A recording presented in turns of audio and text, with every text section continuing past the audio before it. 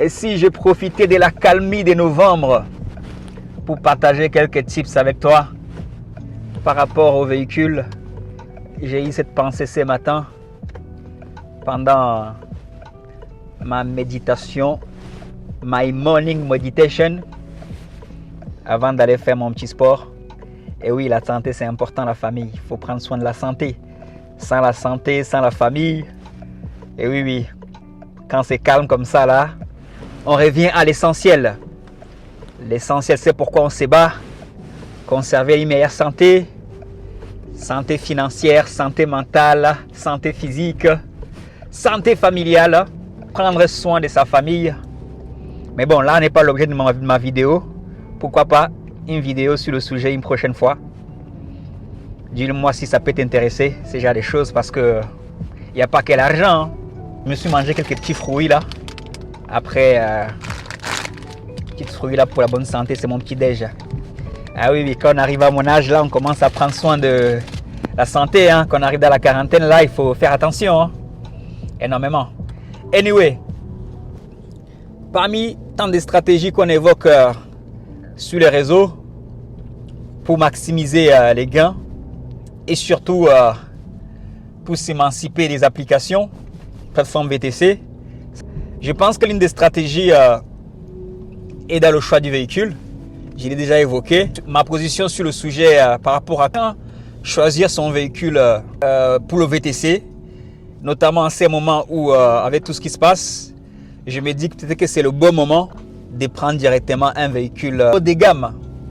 Anyway, donc comment choisir ton véhicule? Comment choisir ton véhicule VTC? Est-ce que ce ne serait pas le bon moment aussi d'adapter ta stratégie véhicule VTC, notamment pour maximiser la clientèle privée, t'équiper d'un véhicule haut de gamme? Et à ce sujet, on en a déjà beaucoup discuté. J'ai déjà fait beaucoup de vidéos là-dessus. Les collègues sur les réseaux aussi ont déjà fait beaucoup de vidéos là-dessus, même si certaines positions, on ne les partage pas forcément. Mais on est complémentaires, on s'inspire les uns les autres. Vous savez, si on voit tous la même chose, on parle tous de la même chose, de la même façon, personne n'est grandi, personne n'avance. Moi, je consomme beaucoup de contenus de mes collègues VTC, même pour ceux d'entre eux, on n'est pas d'accord. Je consomme énormément leur contenu. Je laisse toujours un like. Ouais, je laisse toujours un like même quand je ne suis pas d'accord. Je parle de ça parce que par rapport au véhicule haut de gamme, moi je pense qu'il faut l'acheter dès que tu peux. C'est ça, dès que tu peux acheter un véhicule haut de gamme, achète-le. Surtout au temps qui court là, parce que c'est le meilleur moyen de tout de suite, par un premier client privé que tu peux avoir dans les groupes, WhatsApp, dans les groupes, je sais pas, Telegram, ou même sur le terrain, au moins tu es équipé. Il faut adapter la stratégie, bien sûr. Il fut un temps, il fallait attendre d'avoir la clientèle privée, mais moi je pense que moi ces temps je ne l'ai jamais connu. Moi je pense qu'il faut s'équiper avant déjà de prétendre à cette clientèle. Ça dépend, c'est du cas par cas. Mais si tu aspires vraiment à grandir dans ces métiers, équipe-toi au plus vite d'un véhicule haut de gamme. Si tu peux. Si tu as à cœur bien sûr de payer le prix pour. Ben c'est le prix, c'est pas juste dans le véhicule. Si tu te sens que tu es prêt à t'adapter à cette clientèle, tu es prêt à répondre à leurs exigences, ce qui n'est pas aussi facile, ce qui peut des fois aussi être moyennement rentable parce qu'on va toujours compter le temps. Tu peux facturer une course à 110 €, mais il faut toujours compter le temps que tu mets, les 1 heure que tu mets pour aller chercher la course et encore, quand il n'y a pas les grévistes qui bloquent le périph', si tu ne mets pas 3 heures sur une course à 100 € et au final, le gars qui reste dans sa petite banlieue ou dans son petit coin à Paris, il aura été rentable avec ses petites courses de 9 € à Uber. Anyway, ça c'est notre sujet. Mais je pense quand même que par rapport aux véhicules, avant de les citer d'ailleurs, ce que tu peux prendre, je pense que le plus tôt que tu peux le faire, si tu es convaincu que c'est un métier que tu veux faire et que tu veux faire ces métiers à long terme, franchement, le plus tôt que tu peux prendre ton véhicule sera toujours le mieux. Ça sera toujours le mieux. Donc, en termes de véhicules, on peut parler ici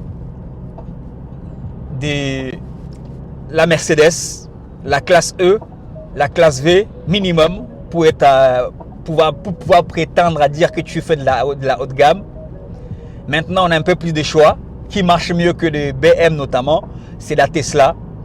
Tesla modèle Y, je les vois de plus en plus sur le terrain. Ouais, les Tesla modèle Y, les Tesla SUV là, je les vois en couleur blanche, j'aime beaucoup, mais dans la haute gamme, il faut venir en couleur noire. Quand tu veux faire de la haute gamme, il ne faut pas venir en couleur blanche. Mais moi, je préfère la couleur blanche. Je trouve très jolie. Donc, tu as ça, et sinon tu as la Y, Mercedes classe E, Mercedes classe V. Tu te trouves quelque chose parmi les 4 véhicules là. Franchement, tu es sûr que tu vas te distinguer. Mais privilégiez quand même la classe E ou le van. Et dans tout ça, bien sûr, le van mange tout. Le van prend tout. Et d'ailleurs, j'ai remarqué que Uber nous a retiré l'option van, enfin berline dans les vannes. Peut-être qu'il doit y en avoir de plus en plus parce qu'il fut un temps, ils avaient mis cette option parce qu'il y avait de moins en moins des berlines. Il y avait de moins en moins, mais au vu du nombre des Tesla que je vois sur la route, ça ne me surprend pas. Mais bon, il faut dire qu'en berline, il n'y avait pas grand-chose non plus en van. Hein. Tu peux peut-être faire une ou deux courses c'était dans la journée, mais sans plus quoi. Il y a largement de quoi faire en van en ce qui concerne la plateforme. Donc, pourquoi toujours on parle des plateformes de Uber? Parce que je pars toujours du principe que tu en as besoin. Tu en as besoin pour tenir sur la longue. Tu en as besoin. Maintenant, le piège de ces plateformes, c'est que tu peux tomber dans le confort d'avoir une clientèle assez facile. Concrètement, moi, depuis un certain moment, là, je crois en 3 semaines, depuis le début du mois, je dirais depuis le 11 novembre, je dirais, j'ai même pas fait 10 courses en application parce que j'avais plein d'autres choses à faire et j'essaye de me diversifier tant bien que mal, mais je ne cracherai jamais dessus. Je ne cracherai jamais dessus. Bien sûr, ça a des limites. À partir du moment que j'estime que ce n'est plus rentable, il n'y a pas de raison que je continue de le faire. Mais quoi qu'il en soit, je ne veux jamais cracher dessus. Je ne veux pas cracher dans la soupe. Parce que ça te permet justement de payer des charges. Ça te permet en attendant, parce que même ta clientèle privée, des fois tu vas la voir, des fois tu ne l'auras pas. Des fois tu partiras en vacances une fois que tu l'as fidélisé et que tu pars ou tu prends une journée ou pour une raison quelconque, quand ta clientèle te contacte et que tu ne peux pas faire la course, la personne qui fera la course ces jours-là, ça sera, il y a des fortes chances que c'est lui qu'on rappelle après. Après, aujourd'hui, il y a plusieurs moyens. Tu peux toujours partager la course à quelqu'un d'autre, tu as des groupes, tout ça. Là, tu peux toujours le moyen de conserver ta clientèle. Mais il faut savoir que ta clientèle, là, les clients, je ne sais pas qui l'a dit, les clients sont infidèles. Les clients ne sont pas fidèles. Et oui, on peut bien fidéliser comme on peut, mais le jour qu'il y a quelqu'un qui lui propose à moins cher que toi ou plus d'avantages, plus de qualité que toi, plus de belles voitures que toi, ta cliente t'oublie très vite. Hein? Donc, c'est l'honneur des guerres, c'est les clients. C'est pour ça que des plateformes aussi, ils sont trop focus là-dessus. Ils n'hésitent pas d'exagérer en promotion.